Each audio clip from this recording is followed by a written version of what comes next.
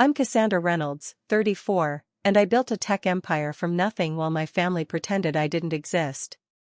For 10 years, they excluded me from every reunion, holiday, and milestone. Then last Sunday, as I prepared brunch in my Connecticut mansion, the security system alerted me to visitors. Looking at the monitor, I froze. My parents stood at my gate, clutching a gift bag, smiling as if the decade of rejection had never happened. My hands trembled as I pressed the intercom. Their reason for suddenly remembering my existence? That's where this story really begins. Before I dive into what happened next, let me know where you're watching from.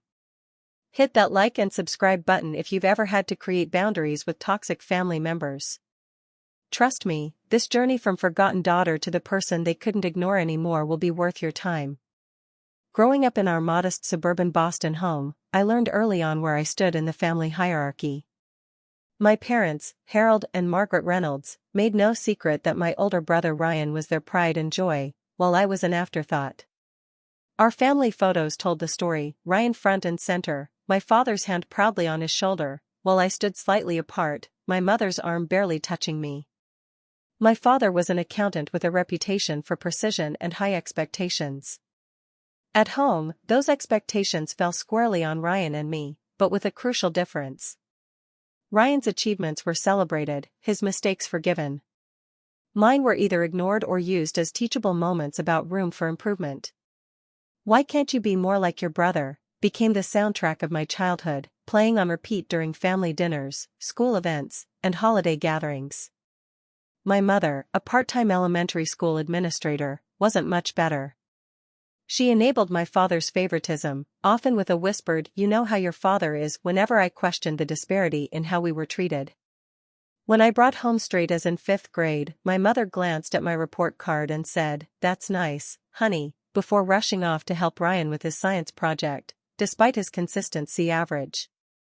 The pattern of neglect manifested in countless small cuts: my 10th birthday party cancelled last minute because Ryan had a baseball game, my parents missing my lead performance in the school play because Ryan had a minor cold, the Christmas I received practical clothes while Ryan got the latest gaming system. I still remember my 12th birthday. I'd reminded my parents for weeks, even leaving notes on the refrigerator. The day came and went without acknowledgement. When I finally gathered the courage to mention it at dinner the following evening, my father looked genuinely surprised. "Was that yesterday?" "Well, we'll do something next weekend," he said, returning to his newspaper. Next weekend never came. Neither did an apology. Despite the emotional void at home, I excelled academically. School became my sanctuary, a place where merit mattered. My teachers recognized what my parents couldn't, or wouldn't, see: I was gifted, dedicated, and hungry for validation. Mrs. Keller, my 7th grade English teacher, was the first adult who made me feel seen. "You have a brilliant mind and a resilient spirit, Cassandra," she told me after reading my essay on perseverance. "Those qualities will take you far in life." Her words became a lifeline I clung to during the darkest moments at home. As a teenager, I discovered a passion for business and entrepreneurship. I started small, a babysitting service that expanded to 5 neighborhoods, a personalized tutoring program for struggling students, a custom jewelry business that gained popularity at school. Each venture taught me valuable lessons about marketing, customer service, and financial management. More importantly, they reinforced what I was beginning to understand: I didn't need my family's approval to succeed. My father, an accountant who should have appreciated my entrepreneurial spirit, dismissed my businesses as cute hobbies. When my jewelry sales netted over $2,000 in profit my junior year, his only comment was, "Don't forget to set aside money for taxes." No congratulations, no pride. Meanwhile, Ryan struggled through high school, coasting on charm and our parents' unwavering support. When he barely graduated, my parents threw a lavish party. When I was named valedictorian, they claimed they couldn't get off work to attend the ceremony. I stood at the podium that day, scanning the audience for familiar faces that weren't there, swallowing the lump in my throat before delivering my speech about perseverance and self-belief. The irony wasn't lost on me. My high school guidance counselor, Mr. Brennan, found me afterward, eyes full of compassion. "I noticed your parents couldn't make it," he said gently. "They were busy," I replied, the well-rehearsed excuse feeling hollow even to my ears. "Well, they missed something special." That speech was inspirational, Cassandra. "You're going to make your mark on the world, with or without them cheering from the sidelines." He was right, though I didn't fully appreciate the prophecy at the time. Standing alone after graduation, watching classmates celebrate with proud parents, I made a silent promise to myself: I would build a life so extraordinary that their absence would be their loss, not mine. That summer before college marked the beginning of my emotional detachment from my family. I worked 3 jobs to save money for expenses not covered by my scholarships. My parents barely noticed my absence from home, too focused on helping Ryan find direction after his lackluster high school performance. The night before I left for college, I packed my belongings alone while downstairs my parents helped Ryan prepare for a job interview, their encouraging voices floating up through the floorboards. I sealed the last box, containing the few childhood mementos worth keeping, and labeled it "New Beginning." Looking around my nearly empty bedroom, I realized I was taking very little of my old life with me. And maybe that was for the best. The University of Pennsylvania's campus buzzed with possibility that fall. For the first time in my life, I felt free from constant comparison, free from walking on eggshells, free to reinvent myself as simply Cassandra, not Ryan's little sister or the Reynolds' other kid. I'd earned a partial academic scholarship, but it covered only tuition. Living expenses, books, and supplies were my responsibility. While classmates joined clubs and attended parties, I juggled coursework with 3 part-time jobs, morning shifts at a campus cafe, weekend receptionist at a law firm, and night hours as a library assistant. My roommate Allison Morgan came from a close-knit family in Minnesota. She couldn't comprehend my relationship with my parents. "Your mom hasn't called you once since we got here?" she asked incredulously during our 3rd week. "My mom calls every day, sometimes twice." I shrugged, pretending it didn't bother me. "We're not really that kind of family." To her credit, Allison never pushed, but she did something more valuable: she included me. Her care packages from home always contained double portions with notes: "Mom sent extra cookies for you too." For Thanksgiving break, when I planned to stay on campus, she insisted I join her family in Minneapolis. The contrast between the Morgan household and my own was jarring. Dinner conversations included everyone. Mrs. Morgan asked about my classes with genuine interest. Mr. Morgan wanted to hear about my business ideas. For 4 days, I experienced what family support felt like, and it both warmed and broke my heart. Back at school, email became my primary connection to my parents, brief, infrequent exchanges devoid of emotion. From hreynolds@email.com. Subject: Christmas. Cassandra. We're planning Christmas at home this year. Let us know if you'll be joining us. Your brother is bringing his new girlfriend. Dad. My replies were equally perfunctory. From Cassandra Reynolds@uppenn.edu. Subject: Christmas. I'll be there December 23rd to 26th. Cassandra. That Christmas visit home my freshman year proved disastrous. Ryan dominated every conversation with stories about his new sales job, while my parents beamed with pride. When I mentioned my 4.0 GPA and intention to apply to the Wharton School of Business, my father scoffed. Business school? That's ambitious. Those programs are extremely competitive, Cassandra. I'm at the top of my class, I countered. There's a big difference between freshman courses and Wharton, he said dismissively. Maybe set your sights on something more realistic. Later that night, I overheard him telling my mother, she's always reaching beyond her capabilities. Setting herself up for disappointment. I returned to campus early, cited a work opportunity as my excuse, and promised myself it would be a long time before I came home again. The following summer, I secured an internship with a financial services firm in Philadelphia. My roommate Allison and I rented a small apartment near campus, splitting the costs.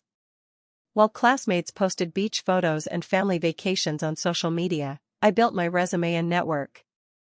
It was during my sophomore year that I first discovered I'd been excluded from a family gathering. A cousin inadvertently mentioned the Reynolds family reunion at Lake Winnipesaukee during a Facebook chat. "Sorry you couldn't make it last weekend," she wrote. "Everyone missed you." I stared at the message, confusion giving way to realization, then hurt, and finally, anger. No one had told me about the reunion. No one had invited me. No one had missed me because no one had expected me.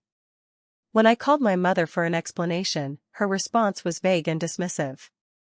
"Oh, it was just thrown together at the last minute. We figured you'd be too busy with school to come all the way back for a weekend." "You could have asked me," I said, struggling to keep my voice steady. "Well, there's always next time," she replied, quickly changing the subject to Ryan's promotion. There was no next time, not that I was included in, anyway. Social media became a window into family events I never knew about: Thanksgiving dinners, Christmas celebrations, summer barbecues, birthdays. My invitations were perpetually lost in the mail. The exclusion stung, but it also steeled my resolve. I poured myself into academics and building relationships at school. Professor Diane Marshall, who taught my entrepreneurship seminar, became a crucial mentor. Unlike my father, she saw potential in my ideas and ambition. "You have an exceptional mind for business, Cassandra," she told me after reviewing my proposal for a digital platform connecting students with alumni mentors. "This concept has real-world application beyond campus." Her belief in me was transformative. Under her guidance, I refined the platform, eventually implementing it as a pilot program at Penn. The success of that project became the cornerstone of my Wharton application, the one my father had discouraged. When the acceptance letter arrived, I called home, allowing myself a moment of hope that this achievement might finally earn their recognition. My mother answered. "That's wonderful news," she said, her tone pleasant but disinterested. "Your father's not here right now. I'll tell him you called." He never called back. By junior year, I'd stopped trying to bridge the growing gap between us. Our communication dwindled to obligatory holiday texts and occasional emails. I declined the half-hearted invitation home for Christmas, choosing instead to join Allison's family again. My final attempt at family reconciliation came at graduation. Despite our estrangement, I sent my parents formal invitations to the ceremony, even arranging for reserved seating. As graduates gathered with their families before the processional, I stood alone in my cap and gown, scanning the crowd, still holding on to a sliver of hope. My phone buzzed with a text message. "Sorry we couldn't make it. Car trouble. Congratulations on your graduation. Mom and Dad." I later discovered through a family friend that they had attended Ryan's company softball game that day. As I walked across the stage to receive my diploma, summa cum laude, I made a decision. I was done waiting for approval that would never come. I was done trying to earn love that should have been freely given. I was done with the Reynolds family as I had known it. That night, surrounded by friends who had become my chosen family, I celebrated not just my academic achievements, but my liberation. The next day, I packed my belongings, donated my graduation gown, and headed to New York City. No safety net, no family support, nothing but determination and a business plan no one believed in. Except me. New York City greeted me with indifference, just another ambitious graduate with dreams bigger than her bank account. My first apartment was a fifth-floor walk-up in Bushwick, shared with 3 strangers from a Craigslist ad. The room barely fit a twin bed and desk, but the rent consumed half my entry-level salary at a digital marketing firm. Student loan payments took another quarter of my income, leaving precious little for food, transportation, and the absolute necessity of professional clothing. I lived on ramen, coffee, and determination. My day job provided stability and industry knowledge, but my real work happened between 7 p.m. and 2 a.m. in my tiny room, developing the business plan that had germinated during my final year at Wharton. A comprehensive digital platform that would revolutionize how small businesses accessed marketing analytics. The concept was solid, my research thorough, but potential investors saw only a 22-year-old woman with no track record. The rejections accumulated. Come back when you have more experience. The market isn't ready for this approach. Interesting concept, but too risky at this stage. And most frustratingly, does your father or husband have experience in this industry? Each no refined my pitch, toughened my skin, and fueled my resolve. I attended every networking event, tech meetup, and industry conference I could afford, often skipping meals to save for entrance fees. It was at a Women in Tech mixer, held in a cramped co-working space with lukewarm wine and supermarket cheese platters, that I met James Wilson. 32, with experience at 2 successful startups and an engineer's precision, James initially seemed an unlikely ally. Where I was passionate and visionary, he was methodical and practical. Our conversation began with polite networking formalities but quickly evolved into an intense discussion about market gaps and technological possibilities. 2 hours later, we were the last people in the venue, sketching workflow diagrams on napkins. Your concept solves a real problem, he said, studying our improvised blueprints. But the development costs will be substantial. Have you secured any funding? I laughed ruefully. Does maxing out my credit cards count? Instead of the dismissal I'd come to expect, James considered me thoughtfully. Let me see your complete business plan. If it's as solid as your pitch, I might know some people. 2 weeks later, we formed Wilson and Reynolds Analytics. James brought technical expertise and industry connections. I brought the core concept and marketing strategy. We agreed on a 50-50 partnership, despite advisors warning him against equal shares with an unproven recent graduate. I'm betting on your hunger, he told me. I've worked with seasoned executives who don't have half your drive. Our first year operated on fumes and faith. We worked out of James's apartment in Astoria, subsisting on cheap takeout and convenience store coffee. I took on freelance marketing projects on the side, often working until my vision blurred, just to keep the lights on. Our first breakthrough came 9 months in, when a mid-sized retail chain agreed to pilot our analytics platform. The contract was modest, but the validation was priceless, proof that our concept worked in the real world, not just in theory. With that success, we secured a small angel investment that allowed us to rent a proper office space, a converted storage room above a deli in Chelsea, and hire our first employee, a brilliant programmer named Aisha Johnson who worked for equity when we couldn't match her salary requirements. I'd rather own a piece of something revolutionary than collect a safe paycheck, she said, becoming the 3rd member of our core team. Throughout these struggles and small victories, my family remained oblivious, by their choice and, increasingly, by mine. Occasionally, I'd see Facebook photos of another family gathering I hadn't been invited to, a summer barbecue at my parents' house, my brother's engagement party, Thanksgiving dinners. The exclusion still hurt, but the pain had dulled, overshadowed by the intensity of building something meaningful. I didn't have time to dwell on rejection when every ounce of energy was needed to keep our company alive. Our defining moment came 3 years into the venture.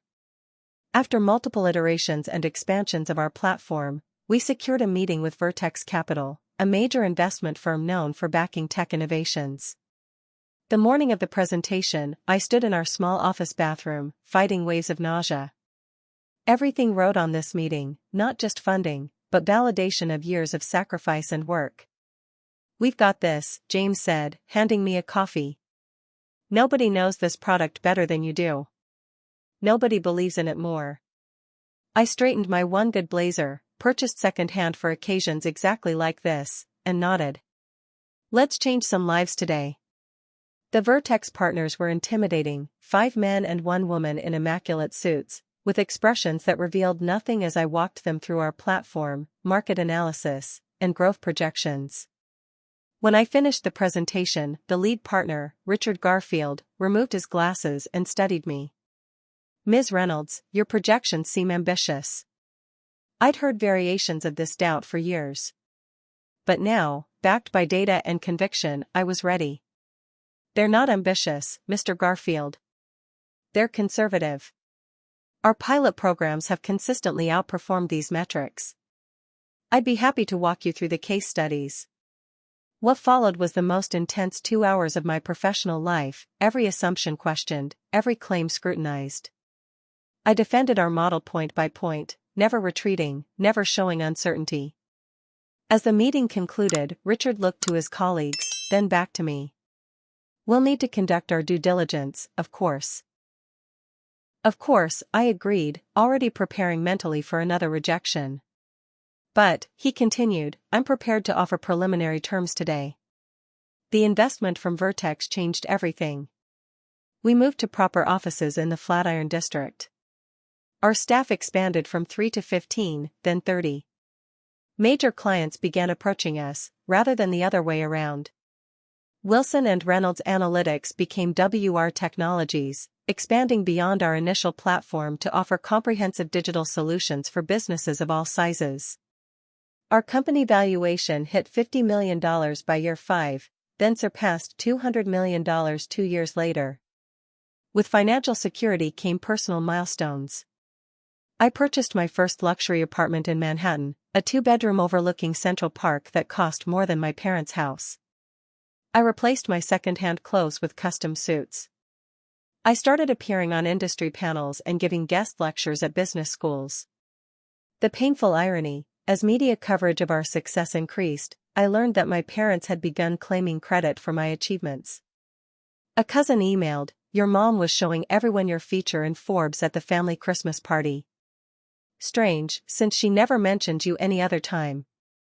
A childhood neighbor ran into your dad at the grocery store. He was bragging about his daughter, the tech genius. First time I've ever heard him talk about you. They were proud of me now that I had something to offer, success they could borrow, achievements they could claim by association. The family that couldn't attend my graduation suddenly kept my press clippings. But their invitations, to holidays, to the annual family reunion at the lake, to my brother's wedding, never materialized. And with each passing year, I found I needed them less. I built my own traditions with the family I chose: Thanksgiving dinners with James and his wife Laura, holiday parties with our employees, weekend retreats with friends who had stood by me when I had nothing to offer but ambition and loyalty. At 32, I purchased the property that would become my sanctuary, 5 acres in Greenwich, Connecticut, with a historic mansion I spent a year renovating to my exact specifications. Every detail, from the library filled with business and philosophy texts to the state-of-the-art kitchen where I indulged my newfound love of cooking, reflected the woman I had become: confident, successful, and finally at peace with my past. Or so I thought. The day our company valuation hit $1 billion, making me a certifiable tech industry success story, I didn't celebrate with champagne.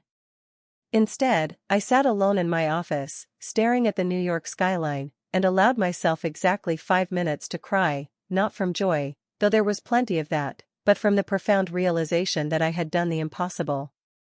"We're officially unicorn status," James announced, bursting into my office with an actual bottle of champagne. He stopped when he saw my face. "Are you okay?" I wiped my eyes quickly. "I'm better than okay. I was just thinking about the odds we overcame." "Well, get ready to overcome some more. The Wall Street Journal wants an interview. So does Bloomberg. And Time magazine is considering you for their 100 most influential issue." Media attention became a constant in my life. I hired a PR specialist to manage the increasing demand for interviews, speaking engagements, and feature articles. My face appeared on magazine covers. Business schools analyzed our company's rise as a case study. I was no longer just successful, I was becoming famous within my industry. The Forbes profile was the tipping point. A 6-page spread titled "The Analytics Queen: How Cassandra Reynolds Built a Billion-Dollar Empire from Nothing." The photographer captured me in my Manhattan office, the city skyline serving as backdrop to my story of perseverance and innovation. The article detailed my journey from Wharton graduate to industry leader but contained one significant omission: my family. When the interviewer asked about my background, I provided the bare minimum. I grew up in Boston. My education and early mentors shaped my approach to business. "Any family influences?" she pressed. I built my own family through meaningful professional and personal relationships, I replied, effectively closing that line of questioning. The morning the issue hit newsstands, I received an email from my father, the first direct communication in nearly 5 years. Saw the Forbes article. Impressive achievement. Would have been nice if you'd mentioned your family. Dad. I didn't reply. What could I say? That they had forfeited the right to be mentioned? That their only contribution to my success was teaching me self-reliance through neglect? That I'd learned to thrive despite them, not because of them? Instead, I channeled my complex emotions into expansion plans. WR Technologies opened offices in San Francisco, Chicago, London, and Singapore. Our client roster included Fortune 100 companies and rapidly growing startups alike. We developed proprietary software that further revolutionized how businesses understood customer behavior. With success came new responsibilities and opportunities to give back. I established the Reynolds Foundation for Future Entrepreneurs, providing scholarships and mentorship to underprivileged students with business aspirations. I joined the boards of tech industry associations working to increase diversity. I funded coding programs in underserved schools. The financial rewards were substantial. My personal net worth surpassed $300 million. I could afford luxuries beyond my childhood imagination, a private jet share, rare art, vintage wines, couture clothing. But these were secondary pleasures compared to the security and independence my success provided. I dated occasionally, though relationships often faltered under the demands of my schedule and the emotional walls I'd constructed. There was a brief, intense relationship with David Chen, founder of a successful healthcare app, that ended amicably when we both recognized we were better as friends and occasional business collaborators than as partners. "You're the most self-sufficient person I've ever met," he told me during our parting dinner. "It's admirable, but it makes it hard to feel needed." He wasn't wrong. Years of emotional self-reliance had made it difficult to fully let anyone in. The friends and colleagues who formed my inner circle, James and Laura Wilson, my VP of Operations Megan Taylor, my college roommate Allison, now a pediatric surgeon in Boston, understood this about me. They respected my boundaries while providing the connection and support I'd never had from blood relations. My Connecticut mansion became my ultimate expression of self-determination. I worked closely with architects and designers to create not just a home but a statement: "This is what I built, this is what I deserve." The 7-bedroom colonial sat on 5 manicured acres, complete with a pool, tennis court, and guest house. The library featured floor-to-ceiling shelves filled with business biographies and classic literature. The kitchen was a chef's dream, where I explored my growing interest in gourmet cooking. My favorite space was the sunroom overlooking the gardens, where I started each morning with coffee and industry news, planning my day in peaceful solitude before the world demanded my attention. It was in this house that I established new traditions: 4th of July barbecues for employees and their families, Thanksgiving dinners for friends who couldn't travel home, New Year's Eve parties that became coveted invitations among New York's business elite. I was creating the warm, inclusive family gatherings I'd been denied, ensuring no one at my table ever felt overlooked or unwelcome. The irony wasn't lost on me when my cousin Michael mentioned during a rare phone call that he'd seen photos of my Connecticut home on an architectural website. "Your mom showed everyone at the reunion last month," he said. "She and your dad were bragging about their daughter's mansion. Kind of weird since you weren't invited." Again. I laughed, but there was no humor in it. That tracks. For what it's worth, Cass, I've always thought it was messed up how they treat you. Especially now that they take credit for your success. Thanks, Michael. It stopped mattering to me a long time ago. But had it? Something in my chest still tightened at the confirmation that after all these years, all these achievements, I remained excluded from family gatherings while simultaneously being used as their claim to reflected glory. The final piece of my professional ascendance came when our company went public. The IPO was a resounding success, with shares trading well above the projected range. I rang the opening bell at the New York Stock Exchange, surrounded by the team who had helped build our company from nothing. James squeezed my shoulder as we watched the numbers climb on the trading floor. We did it, partner. That night, at the celebration dinner, I gave a speech thanking everyone who had contributed to our success. Looking around at the faces of people who had believed in me, who had worked alongside me, who had become my chosen family, I felt a completeness I'd never known. Success isn't just measured in market caps and share prices, I told them. It's measured in the relationships we build, the lives we touch, the community we create. Everyone in this room has been part of something extraordinary, not just building a company, but building a family. As applause filled the room, my phone buzzed with a text message. It was from a number I didn't recognize. I'm a friend of your mother's. She wanted me to pass along congratulations on your IPO. She's very proud.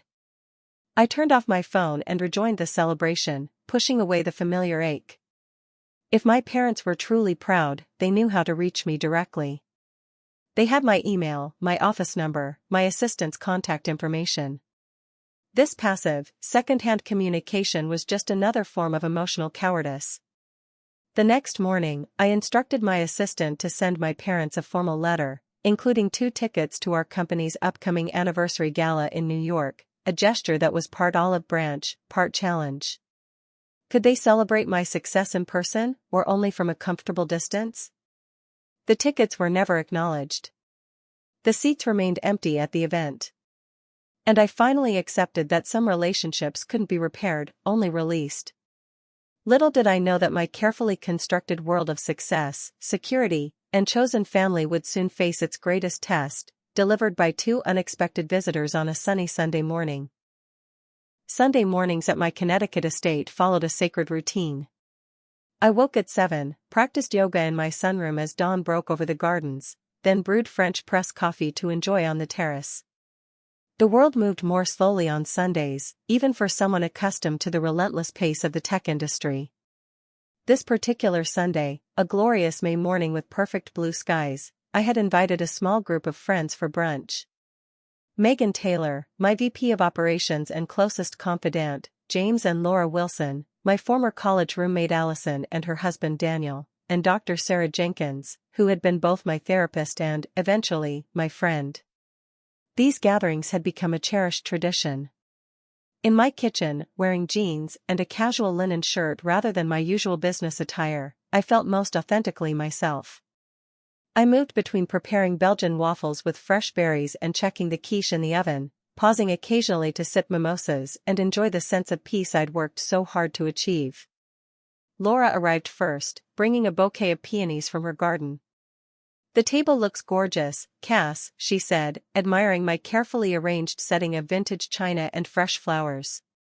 "Food should be ready by noon," I replied, whisking hollandaise sauce.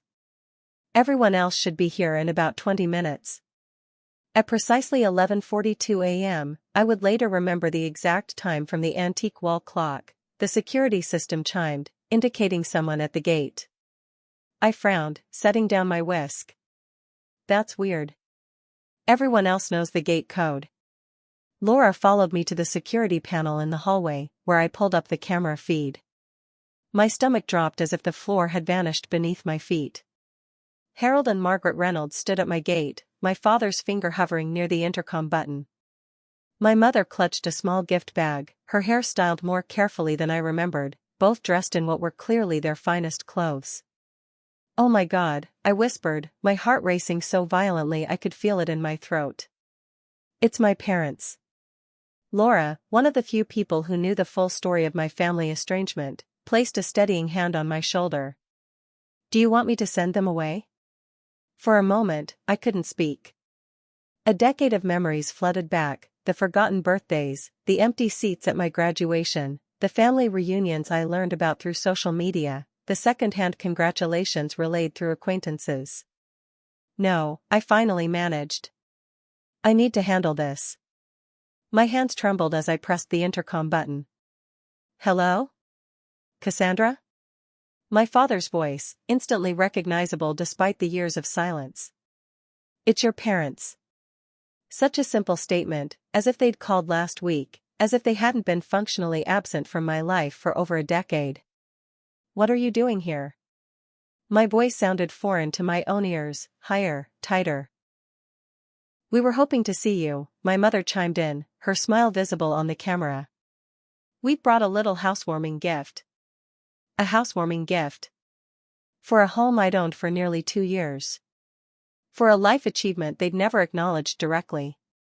How did you even find this address? I asked, though I already knew. The house had been featured in Architectural Digest last fall. Could we come in, sweetheart? My mother again, using an endearment that felt like a stranger's word. It's a long drive from Boston. I closed my eyes, centering myself with a deep breath. I have guests coming for brunch, I said, both statement of fact and warning. We won't stay long, my father assured me, his tone oddly deferential, a stark contrast to the dismissive authority I remembered. Another deep breath. I pressed the gate release. Come up the drive to the front door. As I watched them walk to their car, a new Mercedes I didn't recognize, memories continued to assail me. My 16th birthday, when they'd forgotten to pick me up from school. The family Christmas card that featured my parents and Ryan, while I was away at college. My father's voice, business school? That's ambitious. Maybe set your sights on something more realistic. Laura squeezed my arm. I'm here. We're all here. You don't have to do this alone. I nodded gratefully, straightening my shoulders as I walked to the front door. Through the beveled glass panels, I watched their car approach, feeling oddly detached, as if observing a scene in someone else's life. The doorbell chimed. One more steadying breath, then I opened the door. My parents had aged.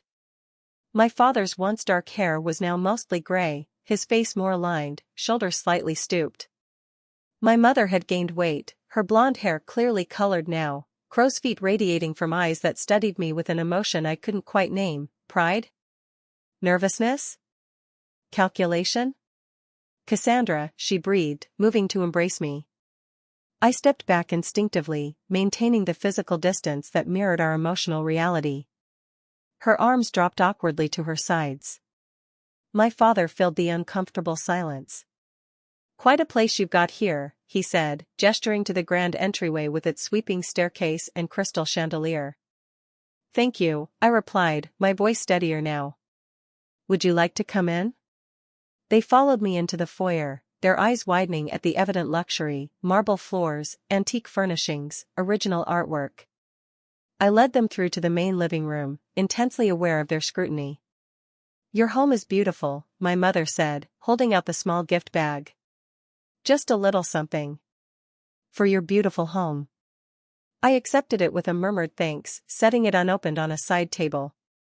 Social niceties on autopilot while my mind raced with questions. Please, sit down, I offered, gesturing to the sofa while remaining standing myself. This is an unexpected visit. They perched awkwardly on the edge of my custom Italian sofa, looking so out of place in the world I'd built without them. My father cleared his throat. You've done very well for yourself, Cassandra. We've been following your career. The Forbes article was quite impressive. As was the feature in Time, my mother added quickly. We keep a scrapbook of all your press.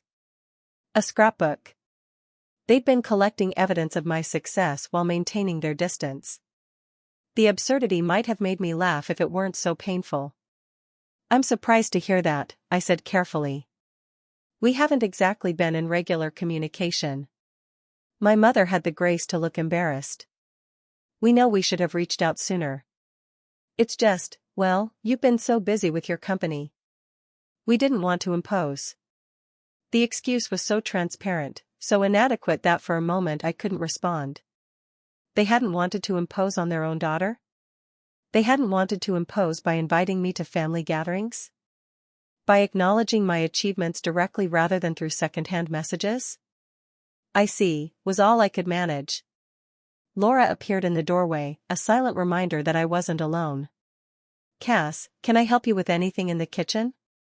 Thank you, I'll be right there. The gratitude in my glance conveyed much more than my words. I turned back to my parents. Would you like a tour of the house? My friends will be arriving soon for brunch, so we don't have much time.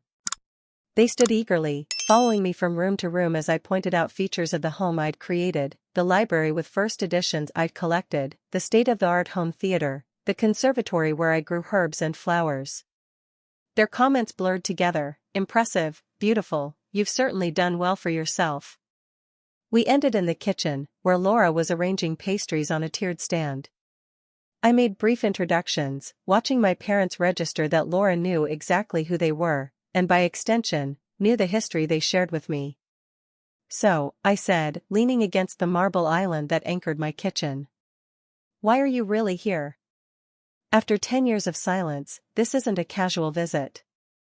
The direct question seemed to catch them off guard. My father looked to my mother, who smoothed her skirt nervously. Perhaps we could speak privately, my father suggested, glancing at Laura.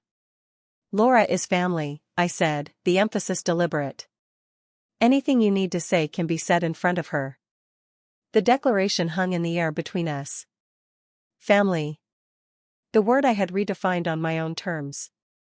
In that moment, watching my parents exchange uncomfortable glances in my immaculate kitchen, surrounded by evidence of the life I'd built without them, I realized that whatever their reason for coming, I was ready to hear it. Not because I needed their approval anymore, but because I was finally strong enough to face whatever truth they brought with them. What I couldn't have anticipated was just how transparent that truth would be. The silence stretched between us, thick with unspoken history. My father shifted his weight from one foot to the other, a gesture I remembered from childhood, his tell when he was about to deliver unpleasant news. Perhaps we should sit down, he finally said, gesturing toward the breakfast nook with its panoramic view of the gardens. I nodded, leading them to the table while Laura discreetly retreated to the formal dining room to continue preparations. Close enough to provide support if needed, far enough to offer privacy. Once seated, my parents exchanged another meaningful glance before my father cleared his throat. Cassandra, we've been following your success with great pride, he began, his tone formal as if addressing a business associate rather than his daughter. The company you've built, this beautiful home, you've accomplished more than we ever imagined possible. Than you ever believed possible, I corrected quietly. There's a difference. My mother flinched slightly. We always knew you were bright, dear. Did you?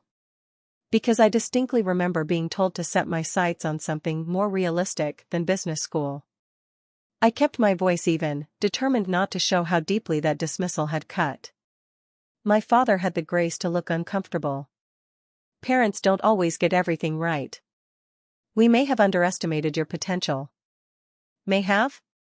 The words escaped before I could contain them. Cassandra, my mother interjected, we didn't come here to argue about the past. Then why did you come? It's been 10 years. 10 years of family events I wasn't invited to.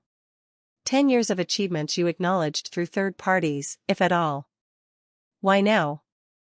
My directness clearly unsettled them. They were accustomed to the dutiful daughter who accepted their indifference, not this confident woman demanding accountability in her own home. My father straightened, his expression shifting to one I recognized from negotiations. I'd seen it in the mirror. We're facing some financial difficulties. And there it was. The truth, unvarnished and exactly as I'd suspected from the moment I saw them at my gate. What kind of difficulties? I asked, my business mind automatically engaging despite the emotional undertow. Your father's investment portfolio has suffered significant losses, my mother explained, her voice dropping as if speaking of a terminal illness. And there have been medical expenses. I had a cardiac episode last year, my father elaborated, touching his chest briefly. The insurance didn't cover all the treatments. And your mother needed knee replacement surgery. I'm sorry to hear that, I said, and meant it. Whatever our differences, I didn't wish them ill health. We've had to remortgage the house, my father continued. And with the market downturn, my retirement fund has been nearly wiped out. I nodded, processing this information. That sounds challenging. But I'm still not clear on why you're here, specifically. We haven't spoken directly in years. Another uncomfortable glance between them. My mother reached for her purse, extracting a folded document that she slid across the table. "We're facing foreclosure," she said quietly. "The bank is giving us 60 days. I glanced at the notice without touching it, then looked up at my parents. Their expressions held a mixture of embarrassment and expectation that clarified everything. "You need money," I stated simply. My father's posture stiffened defensively. "We thought perhaps you might be in a position to help family in a time of need." Family. There was that word again, wielded now as a tool of obligation rather than connection. "I see," I said, folding my hands on the table. "And the decade of estrangement? The family reunions I learned about through Facebook? The holidays I spent alone? Were those just unfortunate oversights?" My mother's eyes widened. "Cassandra, you chose to stay away. You were always so busy with your career." The revisionist history was breathtaking in its audacity. "I was never invited," I stated, keeping my voice level with effort. "Not to Thanksgiving dinners. Not to Christmas. Not to Ryan's wedding. Not to a single family reunion in 10 years. "Well, you know how those events are," my father said dismissively. "Casual arrangements. Standing invitations. Then why did Aunt Susan call to specifically tell me not to come to last year's reunion because you and Mom would find it uncomfortable?" My mother's face paled. "Susan had no right to tell me the truth?" I interrupted. "Someone had to, since you both specialized in polite fictions." "That's unfair, Cassandra," my father protested. "We've always been supportive of your career." A laugh escaped me, short and humorless. "Supportive?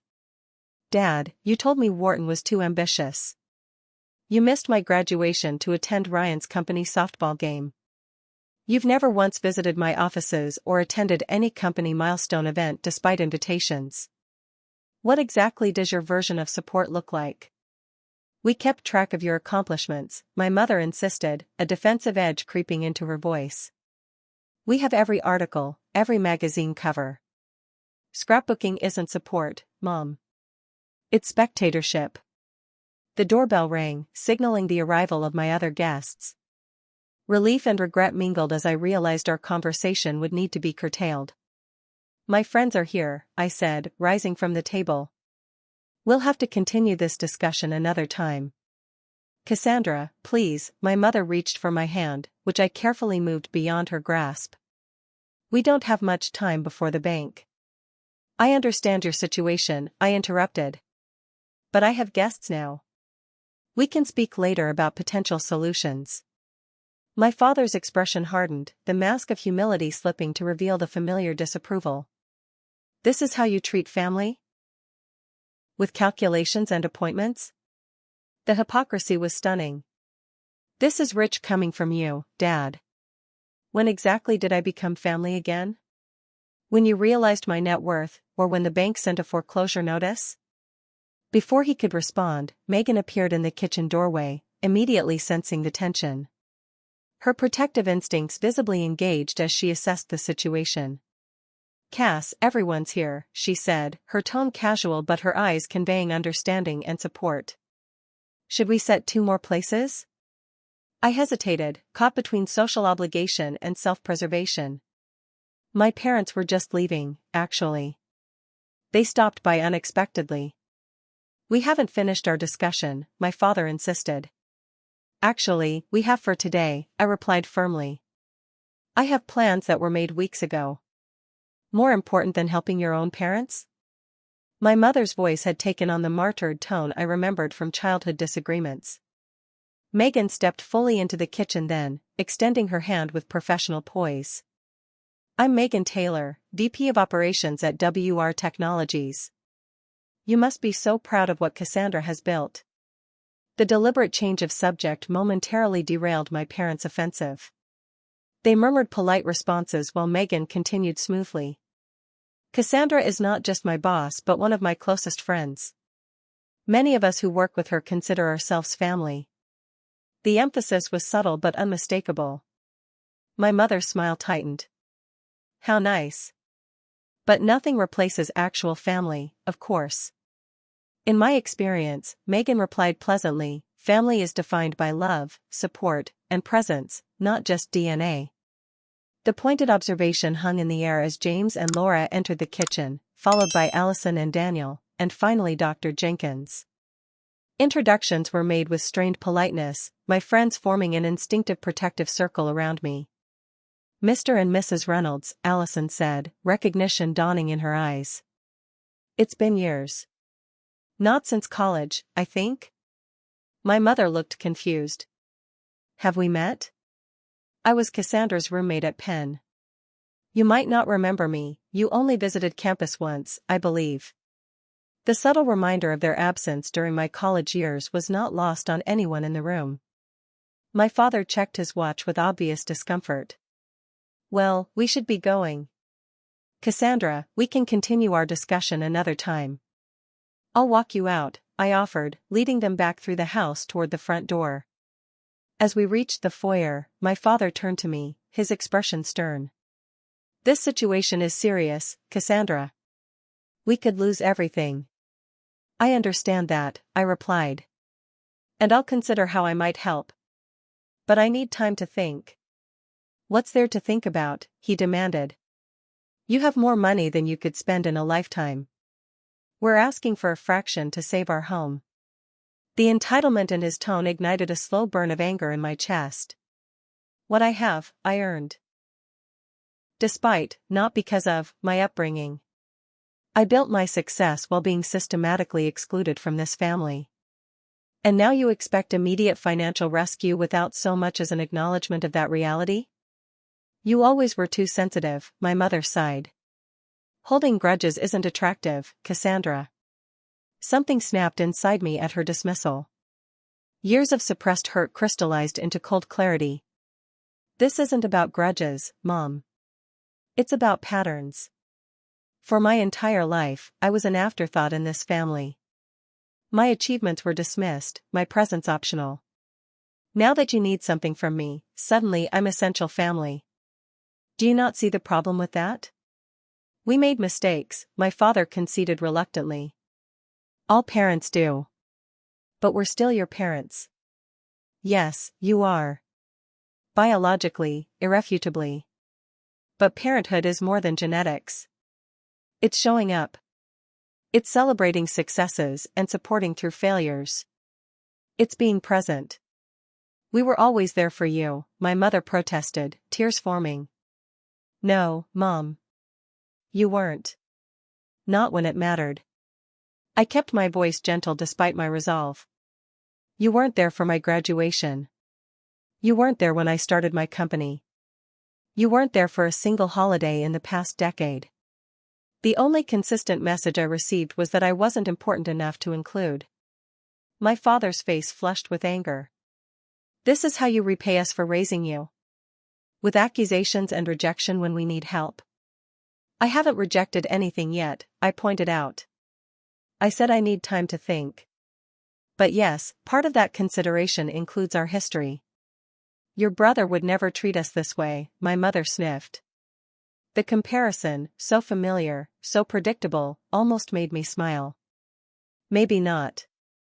But then, Ryan was never treated the way I was either. As if summoned by our conversation, my phone buzzed with a text. Glancing down, I saw a message from my assistant. Ryan Reynolds called the office Friday. Seemed surprised to learn your parents were driving to Connecticut to see you. Said to warn you they're desperate for cash after bailing him out of investment debts. The final piece clicked into place. Not only were they here for money, but they had prioritized rescuing Ryan from his financial mistakes while coming to me only as a last resort. I looked up at my parents with new understanding. Does Ryan know you're here? Their hesitation was answer enough. He does, doesn't he? And he didn't approve. Your brother is concerned we're overstepping, my mother admitted reluctantly. He feels we should handle our problems privately. After you helped him with his investment losses, I added, watching confirmation flash across their faces. How did you, my father began. It doesn't matter how I know. What matters is the pattern continues. Ryan remains the priority, even when seeking my help. My mother began to cry in earnest now, mascara tracking down her carefully made-up face. That's not fair, Cassandra. We're desperate. We didn't know where else to turn. For the first time, I felt no guilt, no obligation, no desperate need to win their approval. Only clarity and a surprising calm. I understand desperation, I said quietly.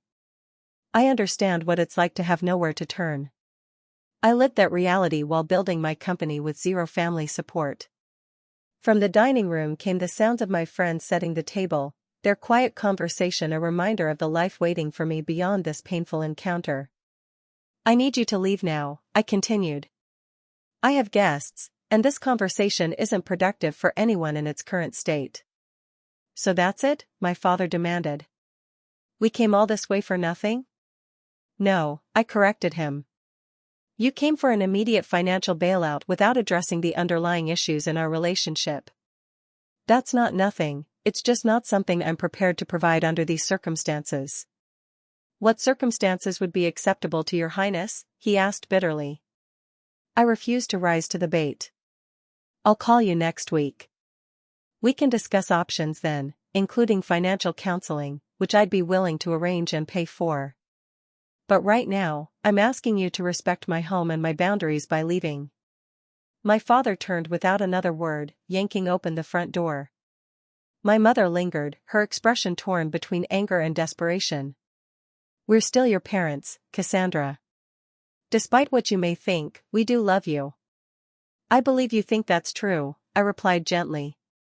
But love isn't just a feeling, Mom. It's actions. It's showing up. It's making space at the table. She stared at me for a long moment, then followed my father outside. I closed the door behind them, leaning against it as the tension drained from my body, leaving exhaustion in its wake. Megan appeared in the hallway, concern evident in her expression. Are you okay? I straightened, smoothing my shirt with hands that trembled slightly. Actually, yes. Better than I expected. She smiled, linking her arm through mine. Good. Because those waffles aren't going to eat themselves, and I'm starving. As we walked back toward the warmth and laughter emanating from my dining room, I realized that while the confrontation had been painful, it had also been necessary. For the first time in my adult life, I had spoken my truth to my parents without apology or retreat. Whatever came next, whether reconciliation, boundaries, or continued distance, would happen on terms that honored my worth rather than diminished it. And in that knowledge, I found an unexpected peace. The front door closed behind my parents with a definitive click, sealing a boundary I should have established years ago. For a moment, I stood motionless in my foyer, processing what had just transpired. The confrontation had left me drained yet strangely liberated, as if a weight I'd carried so long I'd forgotten its presence had finally been lifted. Megan's arm linked through mine provided the anchor I needed to return to the present moment. We walked back to the dining room where my chosen family waited, their conversations falling silent as we entered. They're gone, I announced unnecessarily, attempting a smile that probably looked as fragile as it felt. James pulled out my chair at the head of the table. Sit. Eat. We've got mimosas and carbs, the universal cure for family drama. The gentle humor broke the tension, allowing laughter to ripple around the table. As I took my seat, looking at the concerned faces surrounding me, gratitude washed over me. These people, colleagues, friends, mentors, had become more family to me than those who shared my DNA. I'm sorry about the interruption, I began. Don't, Allison interrupted firmly. You have nothing to apologize for. Would you like to talk about it? Dr. Jenkins asked gently, her therapist's instinct engaging despite the social setting. I considered the question as I served myself from the platters arranged on the table. Not today, I decided. Today I want to enjoy brunch with the people who actually showed up for me, not just when they needed something, but consistently, through the years. Laura raised her glass. To chosen family. To chosen family, everyone echoed, clinking glasses around the table. The rest of the afternoon unfolded in the warm bubble of friendship I'd come to treasure: good food, better conversation, and the easy laughter of people who genuinely enjoyed each other's company. By the time my guests departed in the early evening, the morning's confrontation had receded to manageable proportions in my mind. Alone again, I wandered through my beautiful home, seeing it with fresh eyes.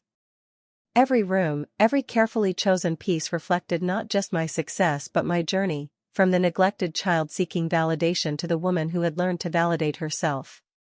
My parents' sudden appearance had thrown that evolution into sharp relief. Monday morning, I called Dr. Jenkins to schedule an appointment outside our usual friendship. Some situations required professional perspective. In her serene office overlooking Central Park, I recounted the encounter in detail: my parents' appearance, their financial request, the painful excavation of old wounds, my firm boundaries. "How do you feel about how you handled it?" she asked when I finished. "Proud," I replied without hesitation. For the first time, I didn't minimize my experiences or accept their revisionist history. I spoke my truth. "That's significant progress," she acknowledged. "There was a time when your parents' approval was everything to you." "It was," I agreed. "I spent years trying to earn love that should have been freely given. Building a company that would finally make them see me as valuable. And now?" I considered the question carefully. Now I understand that their inability to appreciate me wasn't about my worth. It was about their limitations. I can't control how they see me. I can only control how I see myself. "That's an important realization," she nodded. "So what happens next with your parents?" "I don't know yet," I admitted. "Part of me wants to help them, not because I owe them, but because it's within my power to prevent their suffering. Another part recognizes that financial rescue without addressing the underlying patterns would just enable continued dysfunction." "Both perspectives are valid," Dr. Jenkins observed. "This doesn't have to be an all-or-nothing decision." Her words sparked an idea that had been forming in my subconscious. "You're right. There's a middle path." Over the next week, I consulted with financial advisors and family therapists, developing a plan that reflected both compassion and clear boundaries. When I felt ready, I called my parents and arranged to meet at a neutral location, a private dining room at an upscale restaurant in Boston. They arrived precisely on time, tension evident in their postures and tentative smiles. After brief greetings and ordering drinks, I presented the folder I'd prepared. "I've given a lot of thought to your situation," I began. "And I've come up with what I believe is a fair proposal." My father reached for the folder eagerly, but I held it just beyond his grasp. "Before I share this, I need to be clear: this isn't about buying your affection or paying for a place in the family. This is simply what I'm willing to do as a compassionate person who happens to be in a position to help." My mother nodded quickly. "Of course, dear. We understand." I doubted they did, but continued anyway. "I'm not willing to simply write a check to solve the immediate crisis while ignoring the patterns that created it. That wouldn't help any of us in the long run." My father's expression darkened. "What exactly are you proposing?" I opened the folder and removed the documents I'd prepared. "First, I've arranged for a financial advisor who specializes in retirement planning and debt management. He'll work with you for 6 months to create a sustainable plan for your finances. His fees are covered." I slid the first document across the table: information about Thomas Brennan, CFP, and the services he would provide. "Second, I've established a trust that will pay off the current mortgage on your home, preventing foreclosure."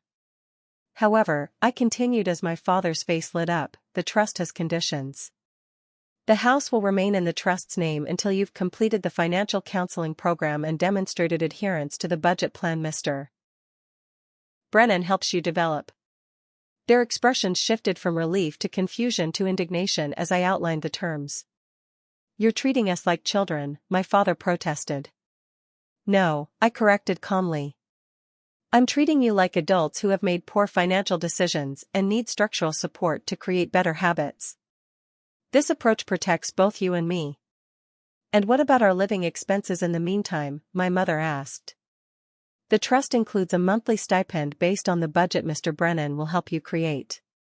It's designed to cover necessities while eliminating debt, not to maintain luxury expenses. My father pushed the papers away. This is insulting. We came to you for help, not control. It's not control, Dad. It's accountability. The same accountability you taught me was important when I was growing up. I kept my tone even, refusing to be baited into defensiveness. You have 3 options: accept this structured assistance, decline it and handle the foreclosure on your own, or seek help elsewhere. Those are the only options I'm offering. My mother placed a restraining hand on my father's arm as he began to protest further. Harold, stop. Cassandra is being more than generous. There's one more thing, I said, extracting the final document from my folder. I've also arranged for family therapy sessions for the 3 of us, if you're willing. This would be completely separate from the financial assistance. Accepting one doesn't require accepting the other. Their surprised expressions mirrored each other. Family therapy? My father repeated as if I'd suggested something outlandish. What for? To address the patterns that have damaged our relationship for decades. To see if there's anything worth salvaging beyond financial transactions. There's nothing wrong with our family that money won't fix, he insisted. That's where you're wrong, Dad. Money can solve your immediate crisis, but it can't heal the wounds we all carry. That requires honesty, accountability, and willingness to change. My mother's eyes filled with tears. I don't understand why you can't just help us without all these conditions and talk about therapy. Because I've learned something important through building my company, I explained. Sustainable solutions address root causes, not just symptoms. Your financial crisis is a symptom. The root causes are patterns of behavior and decision-making that need to change if you want different results. A long silence followed as my parents absorbed my words. Finally, my father sighed heavily. We'll need to discuss this privately. Of course, I agreed. Take whatever time you need. The offer stands for 2 weeks. As our entrees arrived, the conversation shifted to safer topics, neutral updates about extended family, changes in our hometown, the unusually warm spring. We maintained polite distance through dinner, like acquaintances rather than family, which perhaps was the most accurate reflection of our relationship. When we parted in the restaurant parking lot, my mother hugged me briefly. Despite what you think, we are proud of you, Cassandra. Thank you, I replied, accepting the statement at face value while recognizing its limitations. Their pride was in what I had accomplished, not who I was, a distinction I now understood profoundly. 6 days later, I received a terse email from my father. Cassandra. After consideration, we've decided to accept your financial assistance proposal. Mr. Brennan has already contacted us to schedule an initial consultation. Regarding the family therapy suggestion, we need more time to consider that option. Dad. It wasn't the warm reconciliation some might have hoped for, but it was honest, a small step toward authenticity in our interaction. I replied with equal simplicity, confirming the arrangements and leaving the door open for therapy whenever they felt ready. In the months that followed, I maintained appropriate distance while the financial restructuring proceeded.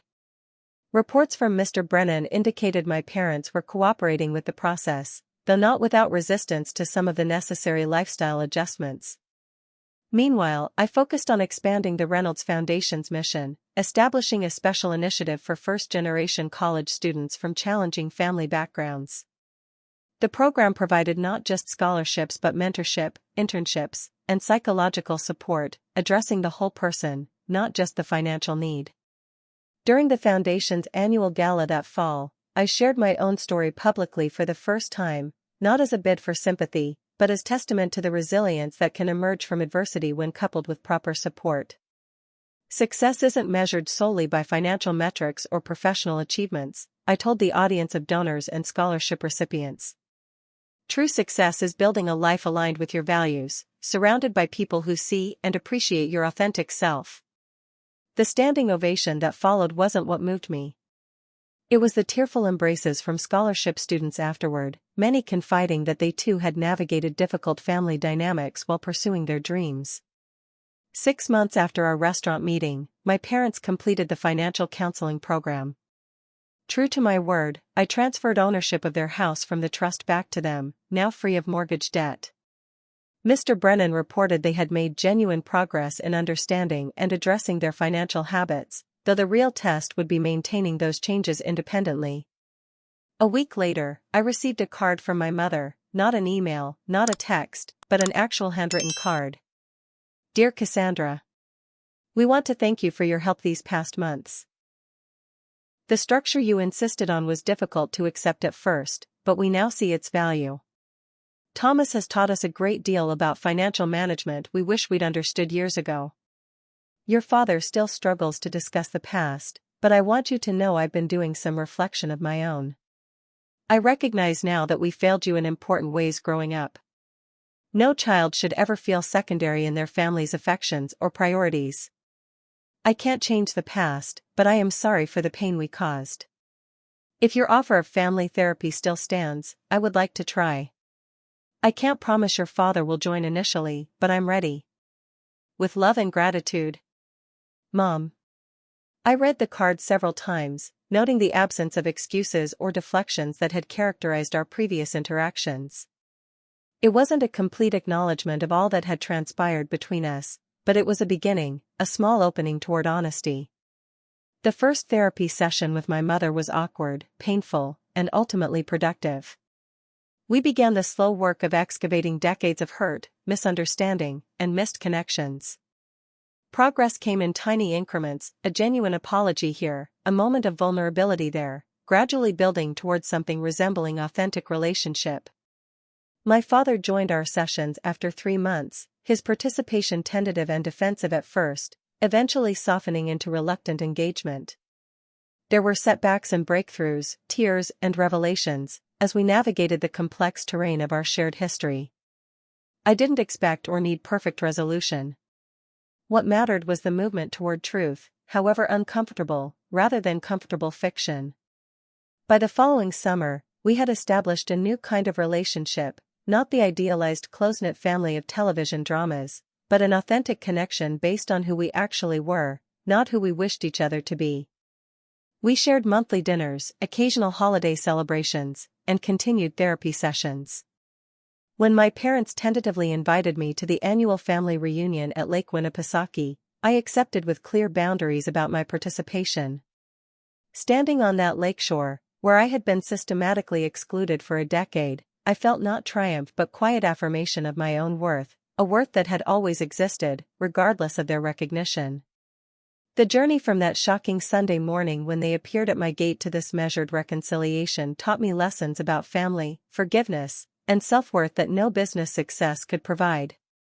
That forgiveness doesn't require forgetting or pretending harm didn't occur. That boundaries aren't punishments but necessary structures for healthy relationships. That healing doesn't always mean restoration to an idealized past, but sometimes means creating something entirely new from the broken pieces.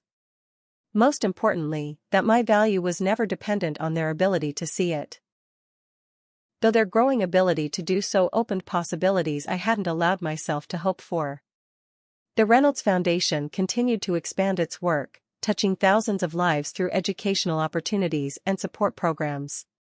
My company reached new heights of innovation and impact.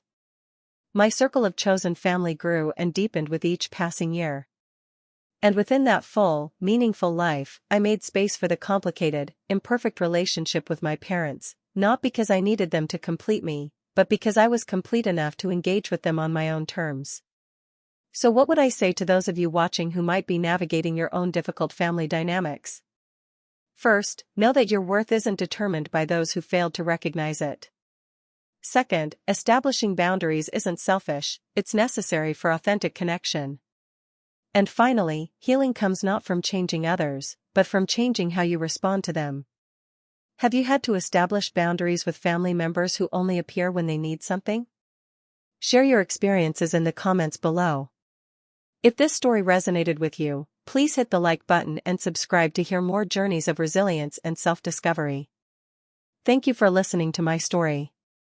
Remember, the family you build can be as meaningful as the family you're born into, sometimes more so.